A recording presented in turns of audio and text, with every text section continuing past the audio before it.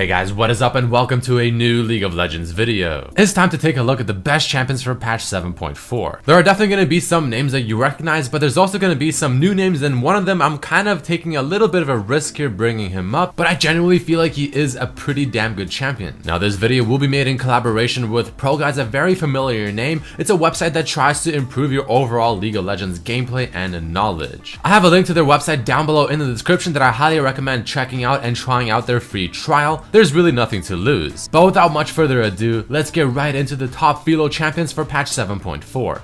So I want to start things off by talking about a pick that is completely sort of unorthodox in a way. Not something I'm sure any of you expected to hear, but that pick and that champion is Singed. Now let me explain why I'm talking about Singed. First of all, I'm seeing a lot more Singes around Diamond, mid-diamond-ish elo, a lot of people playing him, and to some pretty damn good success I might add. For instance, one game I picked Zed mid and I ended up facing a Singed in the mid lane, and killing him was literally impossible. So essentially he just counterpicked me, I couldn't snowball off of him at all, I couldn't even really outpush him, and it definitely made my life much more difficult. But that was sort of a random game. Usually you'd see him top lane, and honestly he's still extremely effective because what does he do? He builds a ridiculous amount of tanky stats, he has a ridiculous amount of sustain in his kits, so not only does he counter the popular lethality at the very moment, but he's able to just disrupt and make the lives of the current meta ADCs like Jhin, like Varus, maybe even MF, just a living hell. All in all, just the champions that are currently popular or more or less meta don't really seem to have the best answer when it comes to dealing with Singed, and he's insanely obnoxious to face, especially a Singed that actually understands the champion and knows exactly what they're doing. Like I said earlier, sort of taking a bit of a risk here picking Singed into one of these videos, but I generally feel like if you understand the champion,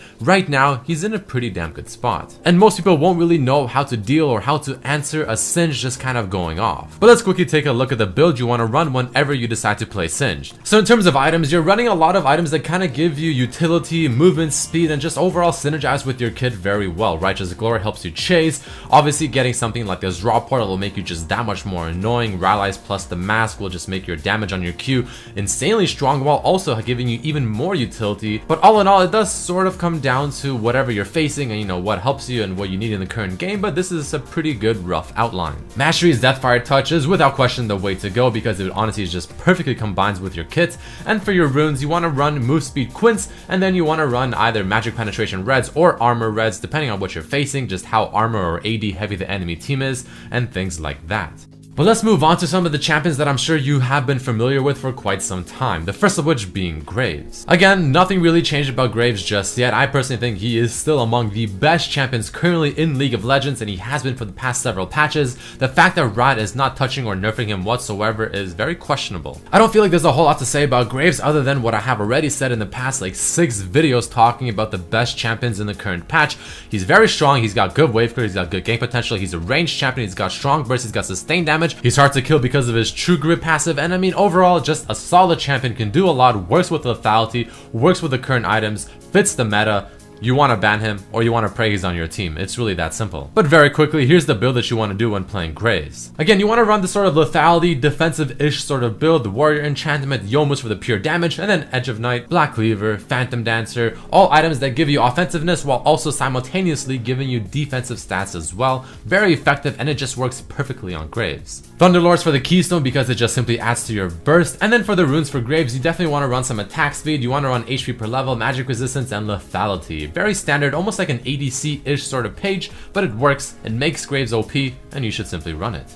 But moving along to yet another jungle champion, we have Hecarim. I'm getting honestly kind of sick and tired of talking about Hecarim. I feel like all I do is mention Hecarim in these videos, but he is still a very good champion. He still has not gotten nerfed. He still gets the exact same build every single time because literally nothing has changed and nothing has made him weaker, and nothing has really made too many other champions just flat out stronger. I mean, he's not the best jungler at the very moment because again, I do feel like Graves is just flat out better, and potentially even the next champion I'm talking about might arguably be better as well. But the point is the fact that he is still a consistently good jungler. He is still very tanky, he still provides a lot of damage, he has so much move speed and gap close that it makes a lot of the ADCs currently that are popular, again Jhin, Varus, Misfortune, even maybe Asher Sivir, have a very difficult time to deal with him. His jungle pathing is very good, is very fast, he can use his W to heal off of those Wraiths or the Raptors very easily. Just a solid, consistent champion all around, and I feel like he is definitely someone that you don't want to head because he'll not only do a lot of damage, but be very difficult to kill. The build for Hecarim is as follows. It seems like Courage of the Colossus is still the way to go. Items, Cinderhug, Trinity Force, and then tanky offensive-ish items like Deadman's Plate,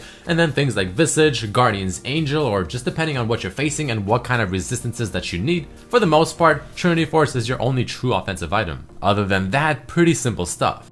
But let's talk about yet another jungle champion, one that I'm seeing a lot more frequently as well, running different builds, being very obnoxious, and if played correctly, can easily take over the game. Shaco. He is also a champion that I've talked about a few times already because, well, I mean, he is still about the same thing. He hasn't got nerfed, the items on him are still very strong, and you can even play him in this sort of pseudo-tank type build and be just as effective, if not arguably even more effective. So his early game definitely is a little bit weaker as prior to the rework, but he is still very good because he can still wave clear the jungle very fast, he can still gank the lanes quite effectively as long as you max your Q first, which you should be, and overall he actually scales pretty damn decently. He can do a lot of disruption, he can get to the backline and just burst down an ADC very quickly, especially if you're running a full AD, kind of a full lethality build, and just overall an annoying champion to deal with, especially if he's ahead. So at the moment, Shaco using lethality, very effective. Definitely not a champion you want to face when a player is using them and using them correctly, so you might want to be very careful with this pick. So the build I want to show you guys with Shaco now, as opposed to the previous iteration I showed you in the last video like this one, is sort of this tanky-ish kind of build where you go Warriors, Trinity Force, Knight's Edge,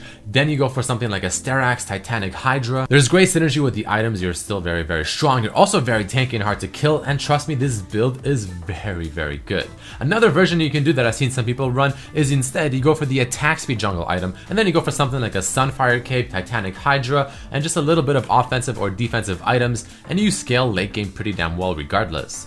Now the final champion I want to talk about in the jungle, I'm sorry I always talk about so many jungle champions, but I genuinely believe that the jungle role is just the most effective and has the most impact. Regardless, the final champion is Zac. I'm sure you guys have seen through some of my videos and my journey to masters, Zac is a very interesting champion. Usually, not always, but usually he shows up, and he shows up damn well, because a lot of the times you are gonna have teams that you face where they're just either full AD or full AP, and if that happens, well, Zac is just the absolute perfect champion, the perfect man for the job. Even when the team has, you know, a fairly decent amount of mixed damage, he is still really good because he has just one of the best engages in League of Legends in general. Elastic Slingshot level 5, my goodness, he's literally flying across half of the map. But once he finally does get onto those immobile champions, Jhin, Varus, Misfortune, Ashe, Sivir, maybe someone like Victor in the mid lane, or Nivea or something like that, Lux, he can stick on them and he can make their life a living nightmare. There's just not a lot they can do. He's very hard to kill, and for some magical reason, he ends up doing quite a bit of damage as well. And then once you finally manage to just somehow barely kill him, well, what do you know, his passive is there, ready to go. Chances are the top laner is going to teleport to one of his blobs and he's just back up, ready to go. Just not a fun champion to face, especially if he's ahead. Very difficult to kill, very hard to deal with, but if he's on your team and he's popping off, then you should be very thankful to have him. Regardless, let's take a very quick look at Zac's build. Just like Hecarim, Curse of the Colossus seems to be the optimal keystone to go. For your runes, you want to run a combination of CDR, magic penetration, HP per level, and maybe a little bit of armor in the yellows if you so choose, and flat AP Quins. You can maybe switch out the Quins for instead just flat CDR. It kind of comes down to what you prefer and what, you know, just fits your playstyle. And your items are going to be just essentially pure tank, Cinderhulk, maybe Deadman's Plate, Spirit Visage, Randuin's. It really just depends again, what are you facing, how much damage do they have, and what kind of damage is it, and then you want to build according to it.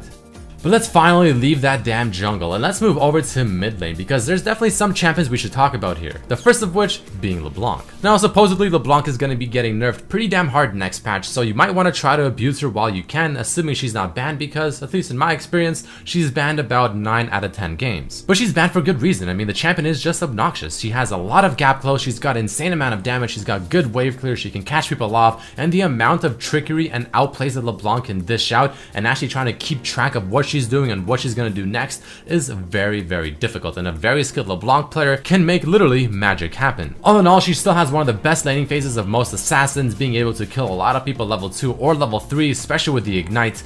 Not a champion that's easy to gank as well. She can roam pretty well. Her ultimate, if you use the clone properly, can be extremely deceptive as well. And I mean, all in all, LeBlanc, a very solid champion, but I'll be surprised if you can even get her in the solo queue game just because of how often she's banned. But somehow, if you end up getting LeBlanc, and luckily through the banning phase, then here's the build that you want to run. Thunderlords is without question your keystone of choice. For items, you want to go Morellonomicon. I like the Lich Bane personally because a lot of the times how you can play LeBlanc is you can W in, you can Q auto attack with the Lich Bane, it's a lot of damage, and then you can use your ult W to go back in and go for the kill, or you can just do the WQ auto attack with the Lich Bane to just scare people off and poke them down. It's actually surprisingly quite effective. But the point here is you get 40% CDR just from items, so for your runes you want to run Flatamar or MR per level blues. The next champion in the mid lane I want to talk about is Ahri. I generally feel like she's actually a very good pick at the moment. She's very consistent. She's not OP necessarily, but she's so good to the point where she's never a bad pick either, and you can almost never go wrong in picking her either. But if you decide to go the build that I'll show you in just a bit, she can actually arguably be considered to be overpowered. Regardless, good wave clear, good harass, decent sustain in the laning phase, has great cash potential, has mobility to try and avoid champions like Singed, Hecarim, Graves, Shaco, Talon, whatever. And she is overall just a very solid, consistent champion that I recommend you pick up if you haven't. Let's quickly take a look at the build that you want to run. Thunderlords for your keystone, and for your items, Protobelt into Lich Bane is actually quite strong, gives you a lot of burst. Your ultimate constantly resets the item activation of Lich Bane, and it puts you in a position to auto attack to proc the Lich Bane, and then after that, you want to go the standard AP items. But the final champion I want to talk about before we go into a few honorable mentions is going to be Talon, being played in the mid lane or in the top lane. A lot of people call him the easier or the dumber version of Zed. Whether that's true or not, I don't know. But the point is, and what I do know is true, he's very strong. He has insane roam, probably one of the best roams of all assassins in general. He has just absolutely magnificent burst. His stealth is just very effective at the moment and it's hard to deal with. All in all, Talon, a lot of damage, works with lethality, can assassinate targets very easily, brings in the AoE damage, has invisibility, has roam potential, has wave clear. Pretty damn good champion. And I've seen Talons carry games way too many times. The build for him is as follows. You can go Thunderlords if you want to just be very offensive, or you can go Storm Raider Surge, which is also just as good, if not maybe even better. For items, you want to go Boots of Mobility so you can roam and go over walls that much faster. Full lethality build with the Black Cleaver, and then the Guardian's Angel seems to be the best choice. Now very quickly, I want to talk about a few honorable mentions, the first of which being two ADCs, Varus and Jhin. I've talked about them several times and they're without question the best ADCs at the moment, with MF just right behind them. But the reason they're so good is because they abuse lethality, they have really good poke damage in their kit. Even though they're immobile, they can stay in the back and try and avoid the assassinations or the rundowns by Hecarim, by Singed, by even Ahri or Talon or Shaco, and it's very effective to have.